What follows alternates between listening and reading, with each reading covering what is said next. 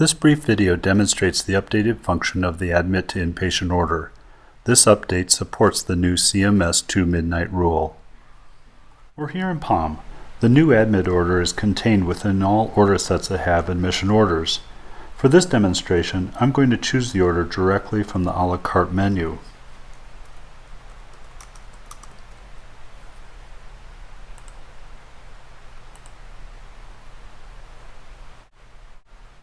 The overall architecture of this order remains the same.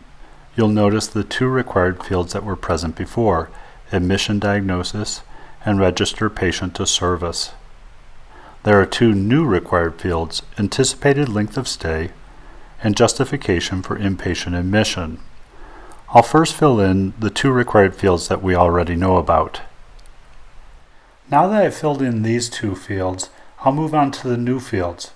The first is anticipated length of stay. The drop-down menu has three choices: at least 2 midnights, surgical procedure inpatient only, and OB Peds Rehab Hospice. The third choice is for those patients who are an exception to the 2 midnight rule. The window defaults to at least 2 midnights, and simply hitting enter will fill this field. The other new field is justification for inpatient admission. You'll notice above it helper text.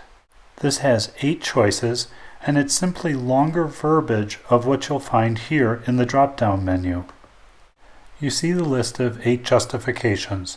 The first 7 are those that you would use for those stays that are going to last more than 2 midnights. The 8th again is for those patients who are exempt from the rule. For this example, I'll use number 1, risk of adverse event impacting life. I simply hit enter, and then I hit OK to save my order.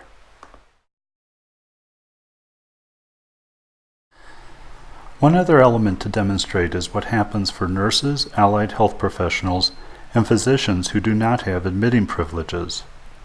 Remember, if these caretakers complete the admission order, the attending physician must co-sign the order prior to discharge. I've re-entered as a mid-level.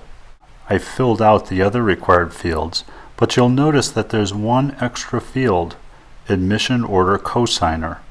The mid-level provider, or the physician who does not have admitting privileges, or the nurse, must choose a provider from this drop-down menu in order to complete this order. Once this is done, the admit order will appear in the sign queue for that physician. Ideally, this order should be co-signed before the patient is discharged from the hospital. To help remind the clinician of the necessity, you see here on the discharge desktop in red, patient has unsigned admission orders. All users of the desktop will see this in red until which time the admission order is co-signed by the admitting physician. I've entered PDOC on the same patient. I'll choose the adult H&P form. I go to the Assessment and Plan section. You see here that we've added elements that complement the Admit to Inpatient order. None of these fields are required. We have the anticipate greater or equal to 2 midnights stay, and this is a yes or no element. We have justification for inpatient status with the 7 choices that we see in the order. Finally, we have a reason for greater or equal to 2 midnight stay, and this is a free text box. Note that the justification field is auto-populated with the reason that I chose in the order, risk for adverse event impacting life. This particular field is bidirectional.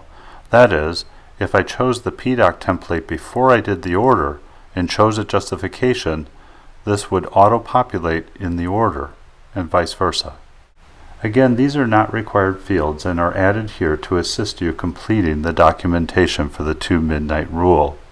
This completes the video tutorial on the 2 midnight rule Admit to Inpatient order.